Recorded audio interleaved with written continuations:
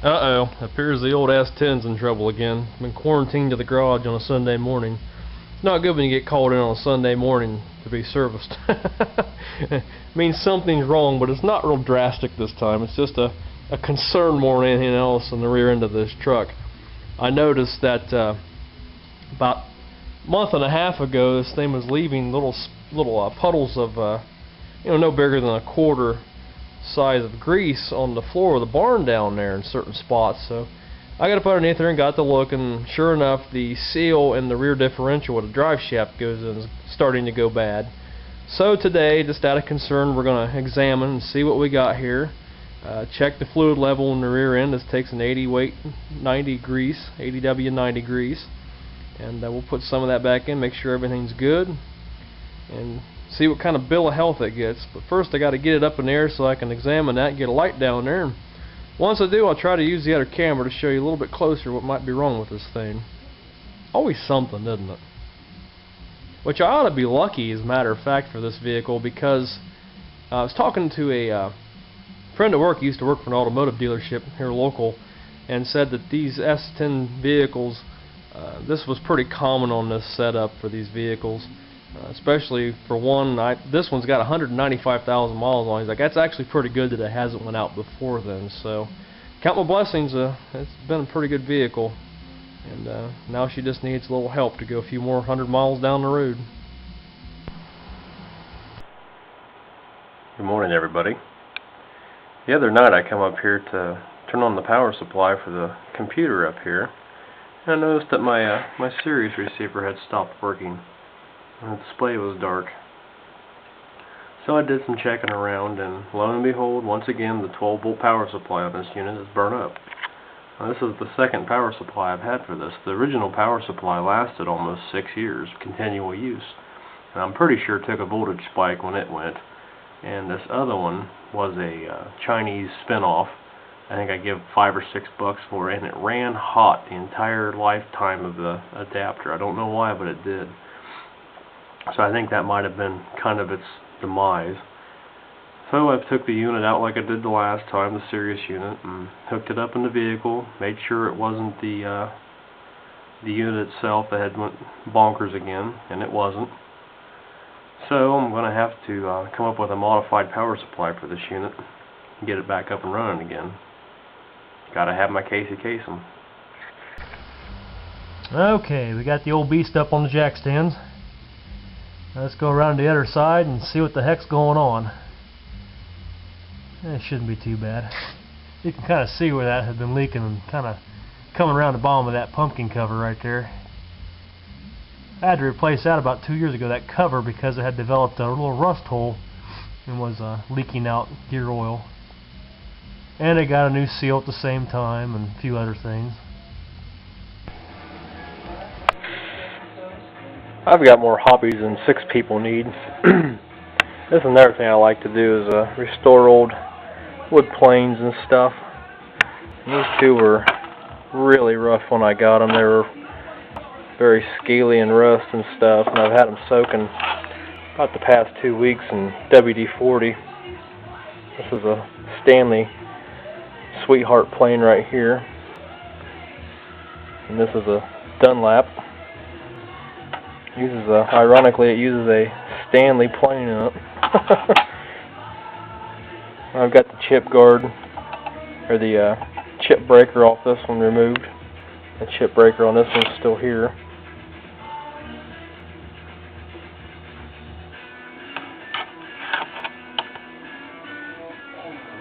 So that's another thing I do in my spare time.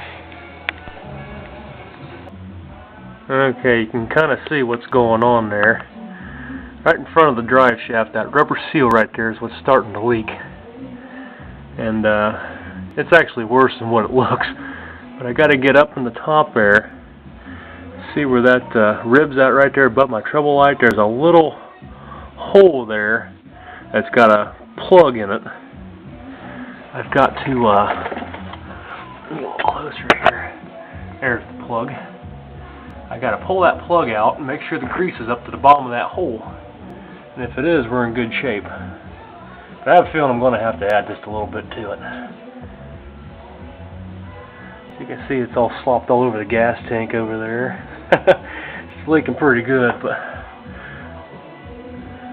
I haven't seen no puddles underneath of it for a while, so one, it's either out of grease, or two, it's slowed down because it's gotten cold outside. So let's pull that plug and see what's going to happen.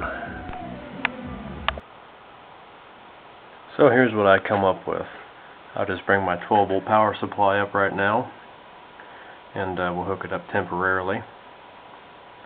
I've got an adapter on the other end of the Sirius that connects in right here. That's down to a cigarette plug lighter plug.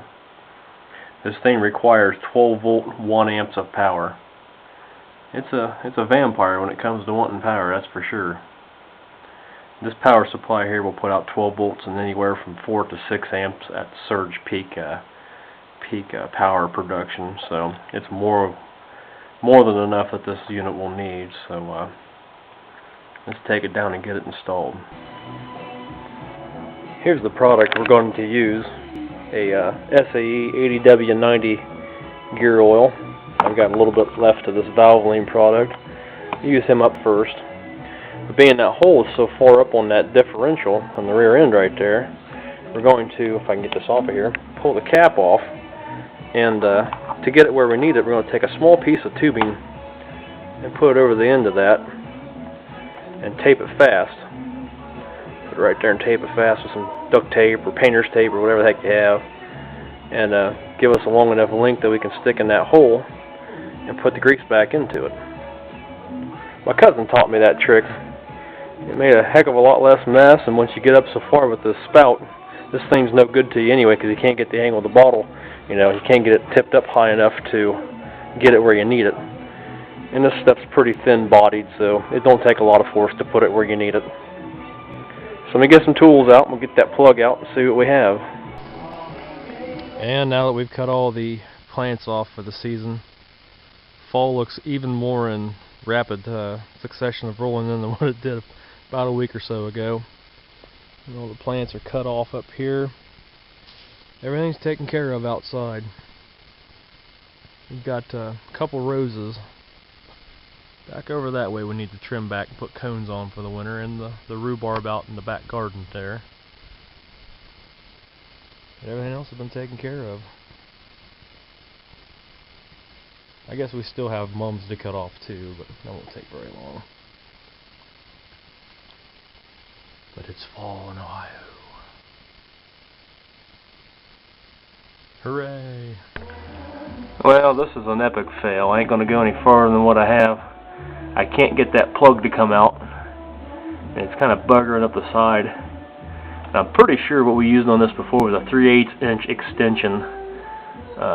You know, without a socket, it'll fit right in there just fine, but this thing's not coming loose for nothing this time around. So I don't know if they put it in with an impact when the cover was replaced on the back or what. The repair shop's only about 7 miles from me. I think I'm just going to go ahead and call them, have them take a look at this thing, and get it replaced. I hear it's about 3 hours worth of labor. Probably be a couple $100, I imagine, because they got to tear all that out right there, from what I understand.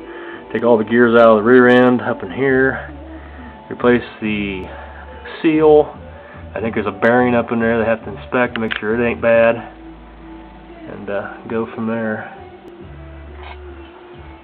The old truck's in pretty rough shape. I had the transmission replaced about 4 years ago. Never had no problems with U-joints or anything in this truck. It's always been a good, reliable vehicle. Okay, well, let her back down and on to something else. Okay, here's our new setup. Everything's connected back in the way it was before, save the 12 volts being produced by this power supply now instead of a plug-in wall adapter. So let's see if it works. Power on there. Let's take our remote here.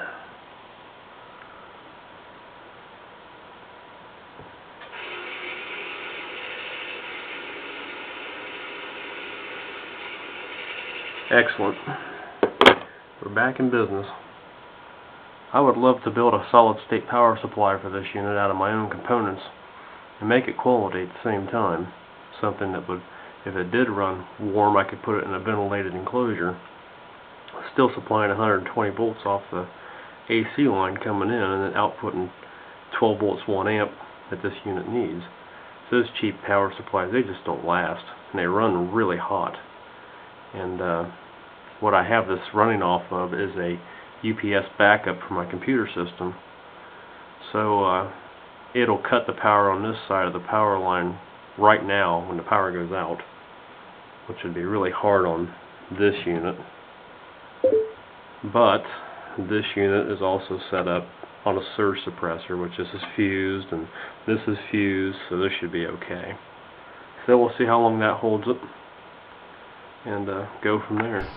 You know, I really like this C530 Kodak camera, but this thing has developed a real bad attitude of eating batteries quickly as I use it more and more. And my rechargeables, it was doing pretty decent with them, but now within 4 or 5 minutes of recording video, the batteries are going dead. And I tried alkalines, they last a little bit longer. You can get about 4.5, 5 minutes, 6 minutes at the most of video out of it, and pictures, it kills it even quicker. So I don't know if we're starting to develop a short in this thing or what.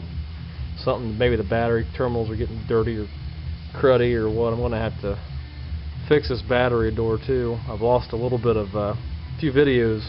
That thing popped back open, I didn't know it.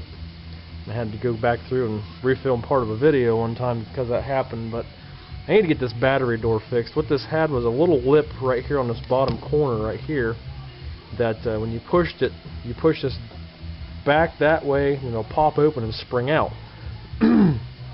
When the lady had dropped it, it broke that tab off the corner of the battery door right here. So it has nothing to lock into the camera body itself. The camera body's fine. The broke part is on the door itself. And it's not an easy piece to take out. You might have to separate the two halves of the camera to pull it out of there. Now I've done some research. This is set up for a DC 3-volt center positive power adapter. Both this camera here and this one here. And I'm curious to know if you can use that adapter while in the picture and video mode, or if it's just as a standby, as an aid to review your pictures or to show a slideshow with this thing.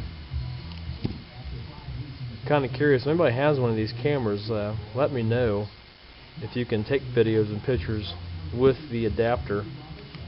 If that's the case, that'd be great, because I can get one of them for anywhere between $12 and $30 on Amazon, and it actually is built like a laptop power supply, not a wall wart. So I think it would last for a while if I did get one. Just an option. I like using this camera. It does a really good job. I don't much like the audio it has, but I like the video clarity. That's kind of why here lately you've been seeing some of my videos not taken with this camera, because the battery life is just going downhill rapidly. So we'll see if we can get it fixed and present more videos in 320 and 640 instead of what this camera here, the 330, has to present. And to wrap this video up, guys, I told you a couple random videos back, I think it was either 15 or 16, might even been 14, I don't remember, that I had a LED that went bad and it gotten hot, and if it hadn't have been caught in enough time, it probably would have started a fire. Well, since then I've been doing some experimenting, and Lowe's has these LED bulbs on sale. Now these things only use 9.8 watts, and it's a 60 watt replacement. Puts out 60 watts or 800 lumens, and is said to estimate $1.18 of energy cost per year. So they're supposed to last, based on 3 hours a day, for 22.8 years. Yeah, he's going to moderate that and make sure it happens. But what gets me is this thing's supposed to have a 3-year warranty on it. If it lasts 22.8 years, you think they'd put more of a warranty on there, but hey, that's better than nothing. Of course, it's got made in China, but they're made by Feet Electric. I think that's how that's spelled, F-E-I-T. They look like that. And this bulb has got some heft to it. It's got a good bit of weight, because this bottom, this white part where my fingers is at, is all aluminum. It acts like a heat sink for the bulb to dissipate heat away from the LEDs. And it's actually got a glass insert right here instead of plastic like the CFL counterparts do. Now this lamp right here right now has got a 40 watt spiral bulb in it. You probably can't see it, but it's a little compact fluorescent. So what we're going to do, I'm going to shut him off. I'm going to take him out. I'm going to screw this bad boy in there. Now these LEDs have 0 startup time. I mean they're bright as soon as you pull the chain. They can operate in 0 conditions up to 110 degrees, and they are bright. Instantly you have brighter, clearer light, cleaner light to read by. It's a more pure light. This is considered a warm white bulb. Warm white, yeah, whereas these put out more of a yellowish tinge. So this is what I'm going over to in a lot of our table lamps downstairs. They really brighten up a room, whereas these little CFLs don't do that. Again, this uses 1 watt, or that one bulb uses 9.8 watts, which is equivalent to a 60 watt bulb over its lifetime. Supposed to use $1.18 based on 3 hours a day at 11 cents kilowatt hour. And we'll have to see about that. So guys, that's something new I'm experimenting with. So far I'm pleased with the way that they work. I couldn't be happier. We've replaced a lot of stuff around here with them. They put out a good bit of light. Don't notice shadows quite as bad in some of the fixtures and stuff like that. So just wanted to put a plug in for them. These are available at Lowe's. The full price are about 12 bucks right now. They're on sale for just a little under 10. I think it's $9.98. They've also got a 40 watt equivalent of this out. Again, that's a 60 watts. So, guys, that's it for Random Video 18. Thanks for watching. And as always, there'll be more to come later.